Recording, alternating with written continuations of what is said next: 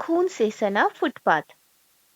ये अजीब है, जॉयस लैम्प्रियर ने कहा, लेकिन मुझे अपनी कहानी सुनाने में कुछ अजीब सा लग रहा है। ये बहुत समय पहले की बात है, 5 साल पहले सही कहा जाए तो, लेकिन तब से ये मुझे एक तरह से पीछा करते रही है। इसके ऊपरी हिस्से में एक मुस्कुराती, उज्जवल छवि है और इसके नीचे छिपी हुई भयावहता। और अजीब बात यह है कि उस समय मैंने जो स्केच बनाया था, उसमें भी वही भयानक माहौल झलकता है। जब आप इसे पहली बार देखते हैं, तो ये बस एक छोटे से खड़ी कॉर्निश गली का एक सामान्य सा स्केच लगता है, जिसमें धूप पड़ रही है। लेकिन अगर आप इसे लंबे समय तक देखें, तो कुछ भयावह उसमें घुस आता है। मैंने इसे कभी बेचा नहीं, लेकिन मैं इसे कभी देखती भी नहीं।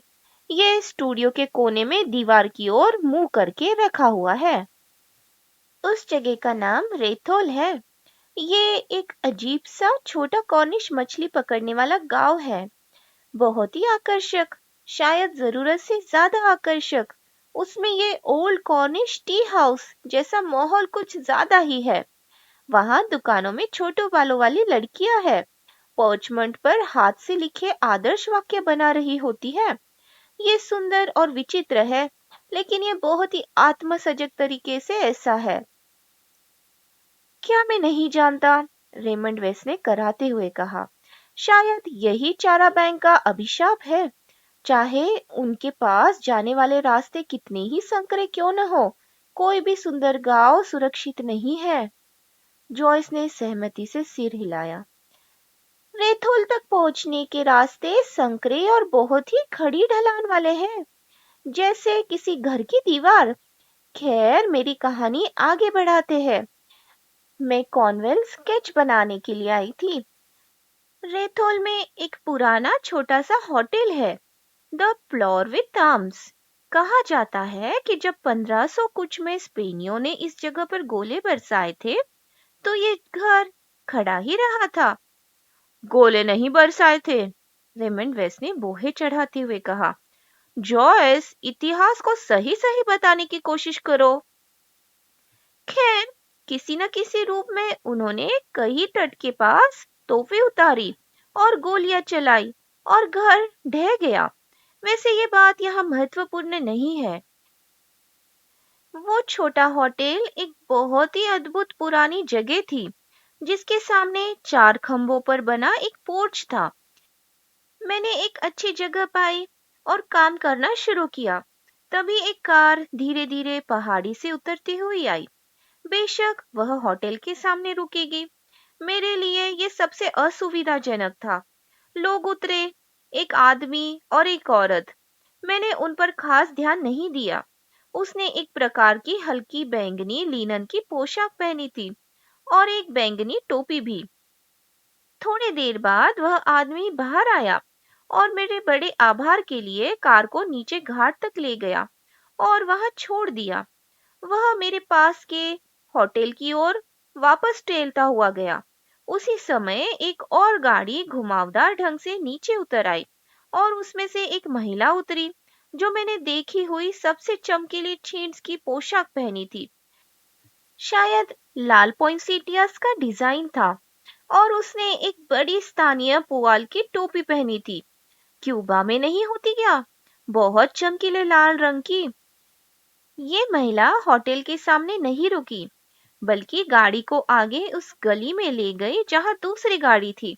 फिर वह उतरी और उस आदमी ने उसे देखते ही हैरानी से पुकारा। कैरल, उसने कहा, ये क्या चमत्कार है। ऐसी जगह पर तुमसे मिलना कैसा संयोग है। मैंने तुम्हें सालों से नहीं देखा। अरे वह मार्जरी है, मेरी पत्नी। तुम्हें उससे मिलना चाहिए। वे दोनों होटल की ओर गली में साथ साथ गए और मैंने देखा कि दूसरी महिला अभी अभी दरवाजे से बाहर आई थी और उनकी ओर बढ़ रही थी। जैसा ही कैरल मेरे पास से गुजरी, मैंने उसकी सिर्फ एक झलक देखी। बहुत ही ज्यादा पाउडर लगा था और चमकीले लाल रंग का मुंह। और मैं सोच रही थी, बस सोच रही थी कि क्या मार्जरी उसे देखकर बहुत खुश होगी। मैंने मार्जरी को पास से नहीं देखा था, लेकिन दूर से वह थोड़ी साधारण और बहुत ही विनम्र और सभ्य दिख रही थी। खैर, जाहिर है ये मेरा कोई काम नहीं था, लेकिन कभी-कभी जीवन में कुछ अजीब झलकियां मिलती है और आप उसके बारे में सोचने से खुद को रोक नहीं पाते। जहां वे खड़े थे, वहां से मुझे उनकी बातचीत के कुछ टुकड़े सुनाई पड़े। वे नहाने के बारे में बात कर रहे थे। पति, जिसका नाम शायद डेनिस था, एक नाव लेकर तट के चारों ओर घूमना चाहता था। वहां करीब 1 मील की दूरी पर एक प्रसिद्ध गुफा थी, जिसे देखना काफी दिलचस्प होता। जैसा कि उसने कहा, कैरोल भी गुफा देखना चाहती थी, लेकिन उसने सुझाव दिया कि वे चट्टानों के रास्ते चलकर उसे जमीन से देखे। उसने कहा कि उसे नावें पसंद नहीं है। अंततः उन्होंने ऐसा ही तय किया। कैरोल चट्टान के रास्ते से जाएगी और उनसे गुफा पर मिलेगी, जबकि डेनिस और मार्जरी नाव लेकर चारों ओर से आएंगे। उन्हें नहाने की बात करते सुनकर मुझे भी नहाने का मन हुआ। वह बहुत गर्म सुबह थी और मेरा काम भी खास अच्छा नहीं हो रहा था। इसके अलावा मुझे लगा कि दोपहर की धूप का प्रभाव कहीं अधिक आकर्षक होगा, तो मैंने अपनी चीजें समेटी और उस छोटे से समुद्र तट पर चली गई, जिसे मैं जानती थी। यह गुफा से बिल्कुल विपरीत दिशा में था और मेरी अपनी खोज थी। वहां जाकर मैंने बहुत मजेदार नहाई और 2 टमाटर के साथ 1 टीन मछली भी खाई, और दोपहर में आत्मविश्वास और उत्साह से भरी वापस अपने स्केच के काम पर लग गई। पूरे रैथोल गांव में जैसी नींद छाई हुई थी। दोपहर की धूप के बारे में मेरी धारणा सही थी। मेरे स्केच का मुख्य हिस्सा फ्लावर विथ आर्म्स था। एक धूप की किरण तिरछी होकर नीचे आ रही थी और इसके सामने की जमीन पर पड़ रही थी, जिसका प्रभाव काफी अजीब था, क्योंकि 2 नहाने के कपड़े, एक लाल और एक गहरा नीला, होटल की बालकनी से लटक रहे थे और धूप में सूख रहे थे। मेरे स्केच के एक कोने में कुछ गड़बड़ हो गई थी, तो मैंने कुछ देर उस पर ध्यान दिया, उसे ठीक करने के लिए। जब मैंने फिर से ऊपर देखा तो एक आकृति फ्लावर विथ आर्म्स के एक खंबे से टिकी हुई थी, जो जैसे अचानक जादू से वहां आ गई हो। वह समुद्री कपड़ों में था, शायद मछुआरा होगा, लेकिन उसकी लंबी काली दाढ़ी थी। और अगर मैं किसी दुष्ट स्पेनिश कप्तान के लिए मॉडल ढूंढ रही होती, तो इससे बेहतर कोई नहीं होता। मैंने तेजी से काम करना शुरू किया कि कहीं वह हिल न जाए। हालांकि उसके बैठने के अंदाज से लग रहा था कि जैसे वह सदियों तक वहां खंबे को सहारा देने के लिए खड़ा रहेगा। वह हिला, लेकिन सौभाग्य से तब तक नहीं जब तक मैंने जो चाहा वो हासिल नहीं कर लिया। वह मेरे पास आया और बात करना शुरू किया। ओ, कैसे उस आदमी की बातें थी। रेथोल, उसने कहा, एक बहुत दिलचस्प जगह है।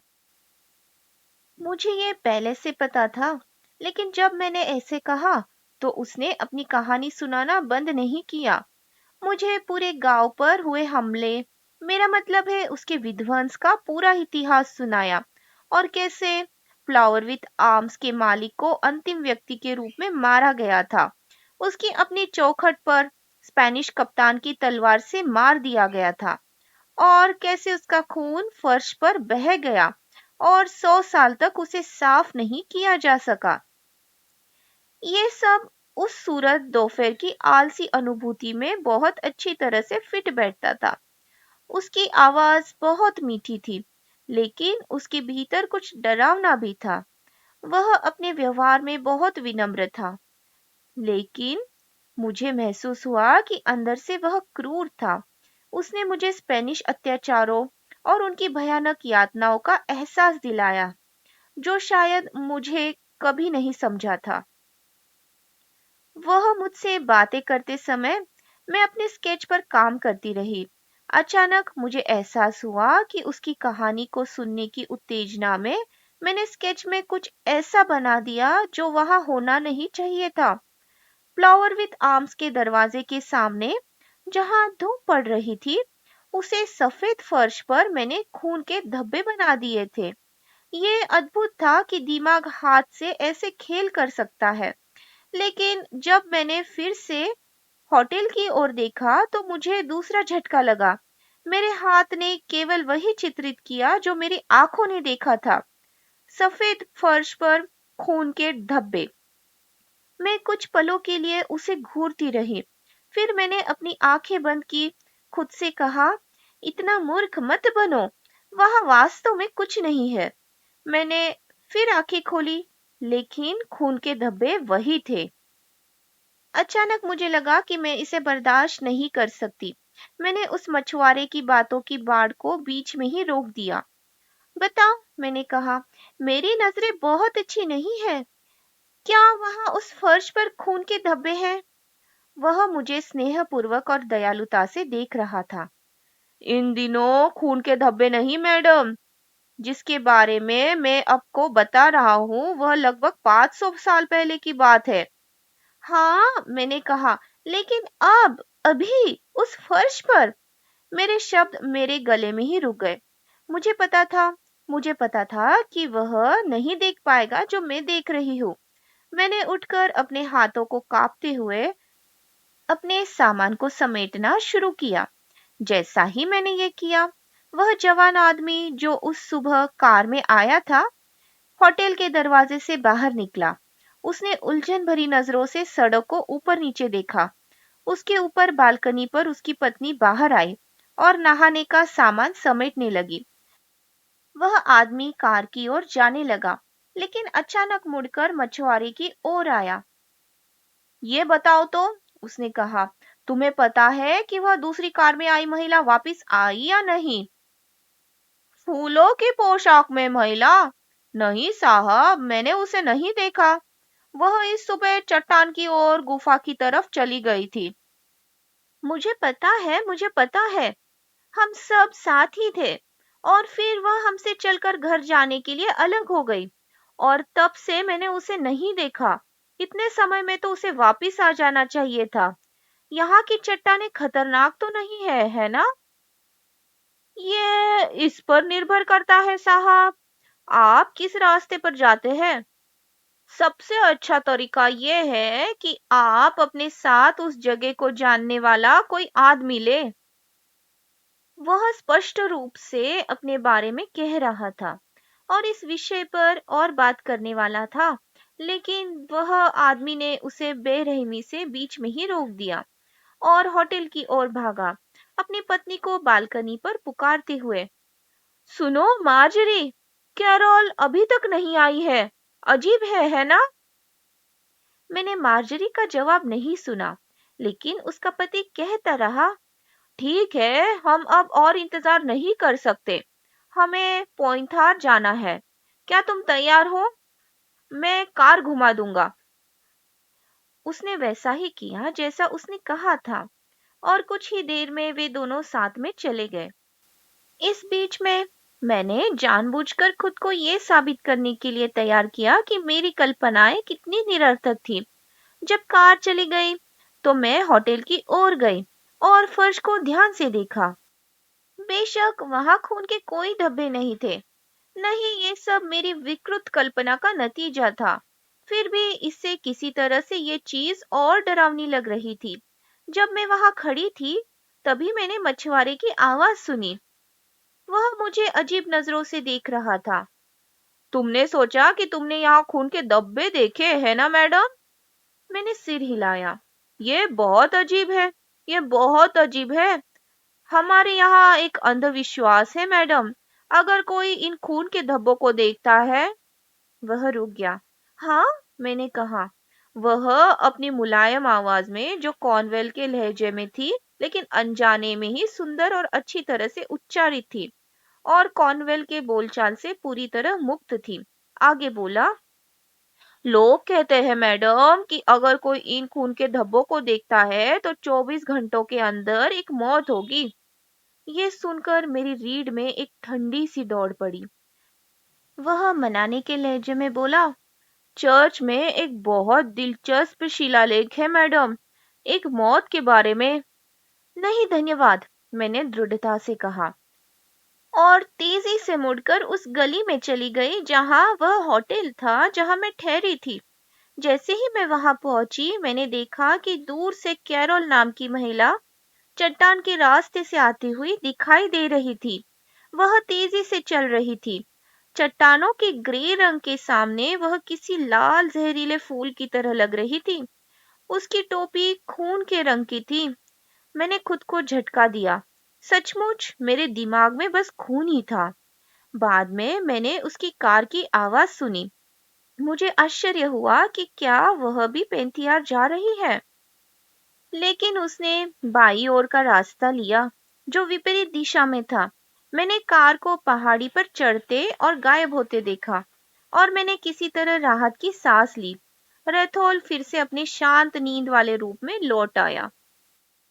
अगर यही सब है, रेमंड वेस्ट ने कहा जैसे ही जॉयस ने अपनी कहानी खत्म की, तो मैं तुरंत अपना फैसला सुनाता हूँ।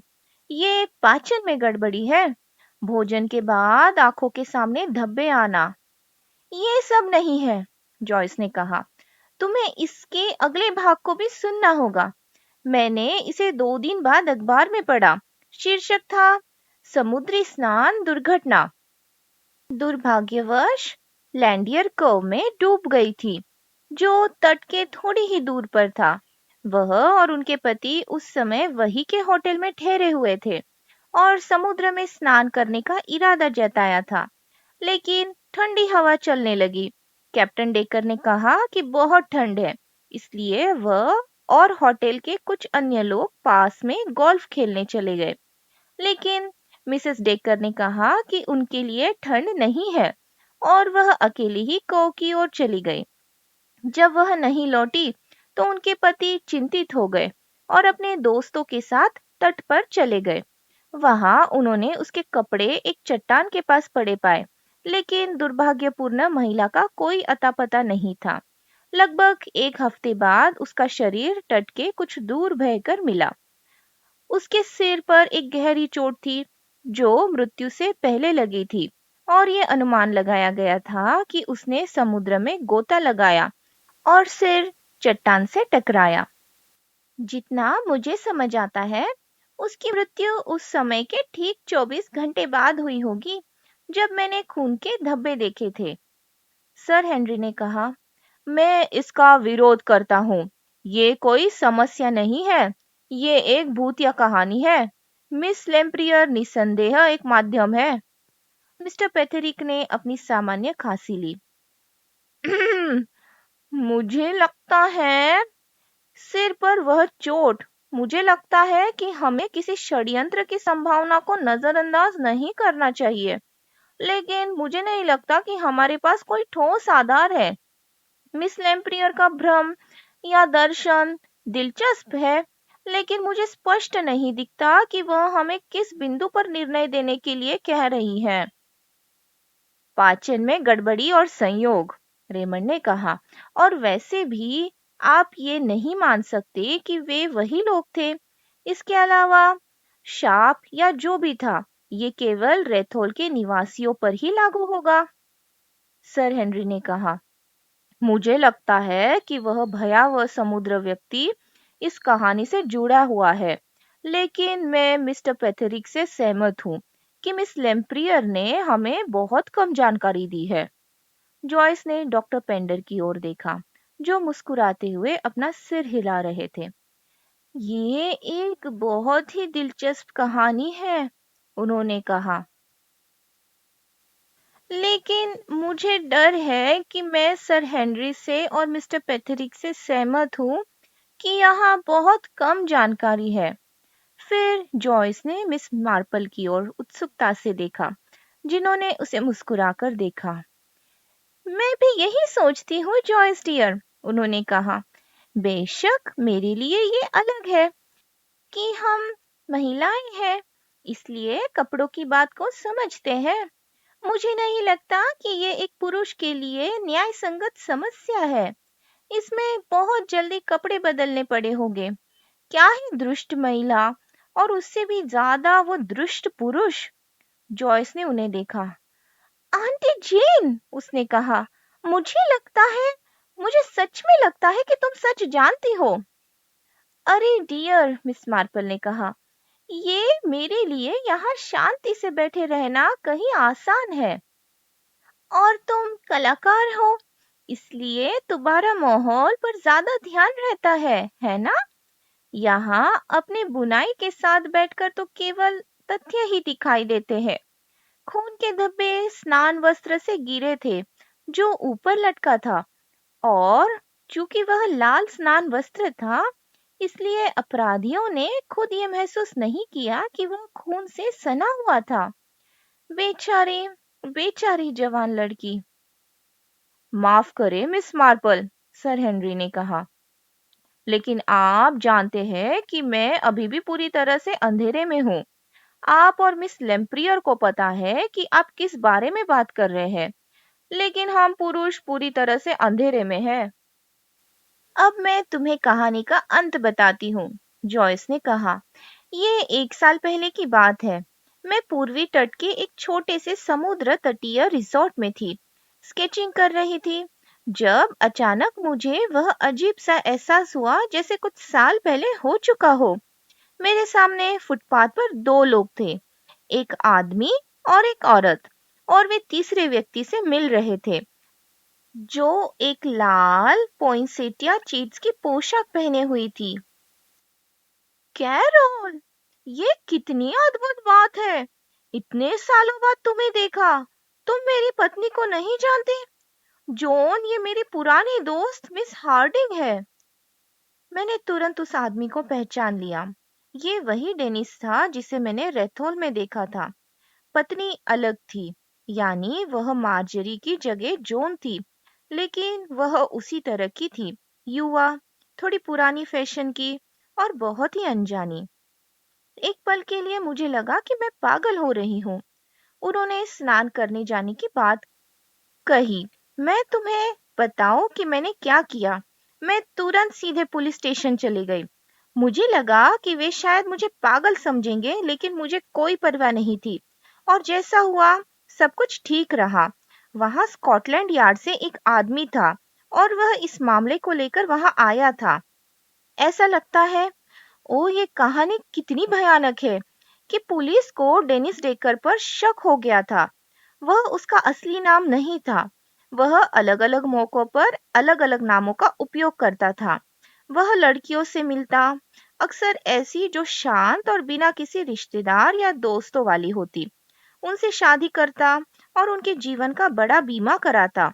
और फिर, ओह ये बहुत ही भयानक है, कैरोल नाम की औरत उसकी असली पत्नी थी, और वे हमेशा यही योजना अपनाते थे।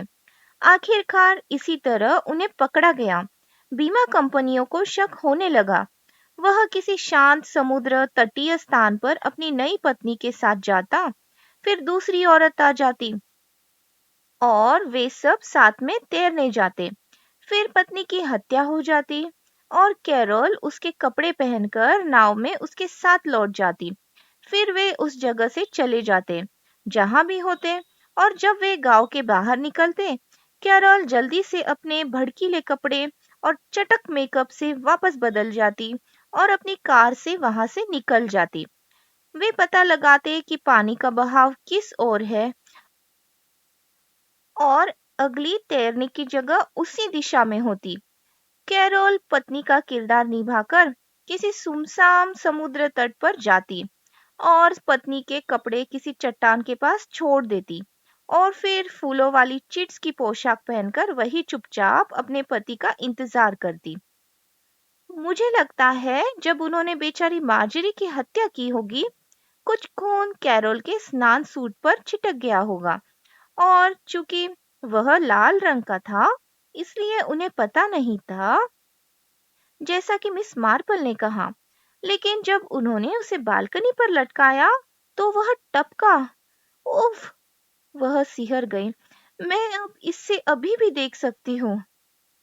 बेशक, सर हेनरी ने कहा, अब मुझे बहुत अच्छी तरह से याद आ रहा है। उस आदमी का असली नाम डेविस था। मुझे पूरी तरह से याद नहीं था कि उसके कई उपनामों में से एक डेकर भी था। वे असाधारण रूप से चालाक जोड़ी थी। ये हमेशा मुझे अद्भुत लगता था कि किसी ने पहचान की अदला बदली क्यों नहीं पकड़ी। मुझे लगता है, जैसा कि मिस मार्पल कहती है, कपड़ों को चेहरे की तुलना में पहचानना आसान है, लेकिन ये बहुत चतुर योजना थी, क्योंकि यद्यपि हमें डेनिस पर शक था, इसे उस पर साबित करना आसान नहीं था, क्योंकि उसके पास हमेशा एक अचूक अलीबाई होता। रेमंड ने जिज्ञासु भाव से उनकी ओर देखा। आंटी जेन, आप ये सब कैसे करती हैं? आपने एक शांतिपूर्ण जीवन जिया है और फिर भी कुछ भी आपको हैरान नहीं करता। मुझे लगता है कि इस दुनिया में एक चीज दूसरी जैसी ही होती है, मिस मार्पल ने कहा। मिसेस ग्रीन थी, आपको पता है, उन्होंने 5 बच्चों को दफनाया और उनमें से हर एक का बीमा था। खैर, स्वाभाविक रूप से लोगों को शक होना शुरू हुआ। उन्होंने अपना सिर हिलाया। गांव के जीवन में भी बहुत अधिक बुराई होती है। मुझे उम्मीद है कि आप प्यारे युवा लोग कभी ये महसूस नहीं करेंगे कि दुनिया में कितनी बुराई है।